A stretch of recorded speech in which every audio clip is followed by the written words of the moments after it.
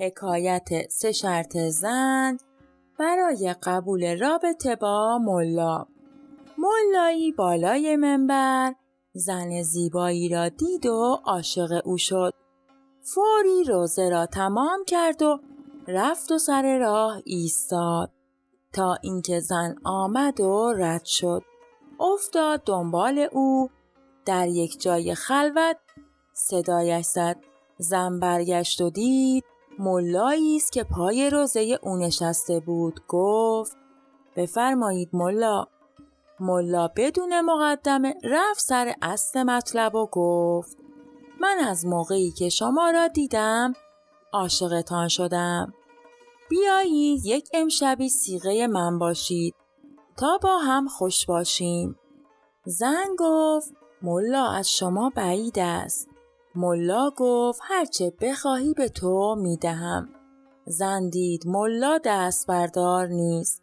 پس فکری کرد و گفت من به شرطی قبول می کنم که یک شب صیغه شما شوم. ملا گفت چه شرطی؟ زن گفت من 3 شرط دارم. اگر قبول می کنی یک شب صیغه تو می شوم و پیش تو می آیم.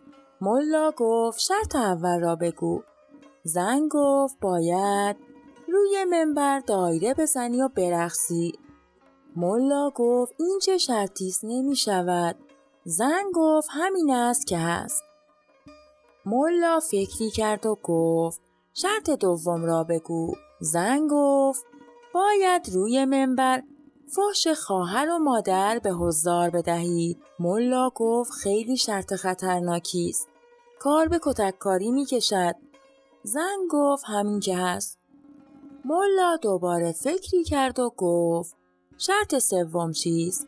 زن گفت شرط سومم این است که روی منبر شلوارتان را پایین بکشید و آلتتان را نشان همه بدهید. ملا گفت من چطور این کار را انجام بدهم؟ مردم تکه تکم می کنند.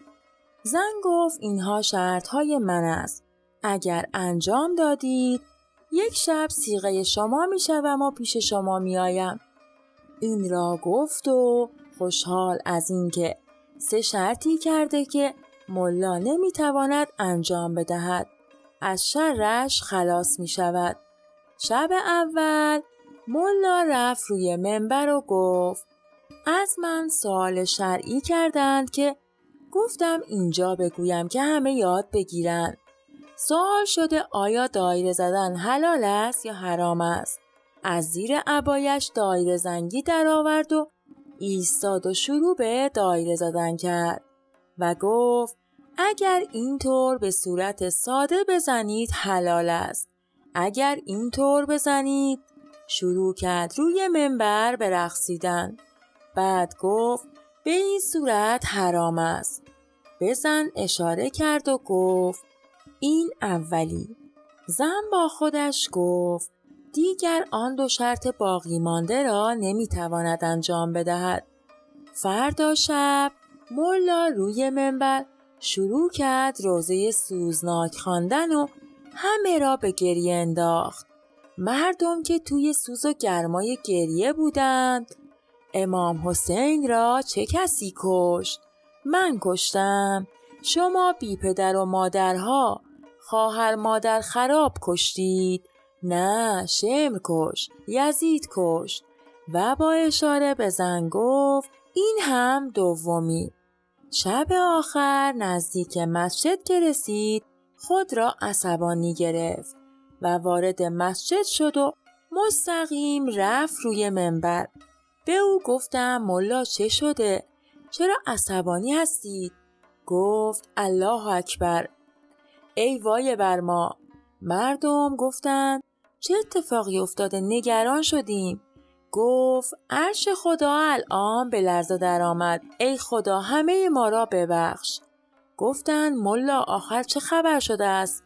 با گریه گفت الان در راه عده‌ای اراذل و اوباش جلوی من را گرفتند و گفتند شما صلاحیت ندارید مسجد روزه بخوانید. گفتم چرا؟ گفتند شما ختنه نکرده اید. ای مردم من از همینجا به همه شما نشان میدهم که اینطور نیست و من ختنه کردم.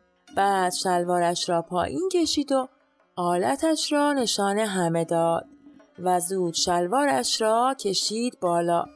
اشاره به زن کرد و گفت الوعده وفا. زن همانجا غش کرد و پهنه زمین شد. دوستان و همراهان عزیز، برای دیدن ویدیوهای بیشتر لطفاً کانال ما را سابسکرایب کنید و با لایک و کامنت از بنده حمایت کنید تا داستان‌ها و حکایت‌های دیگر. بدرود.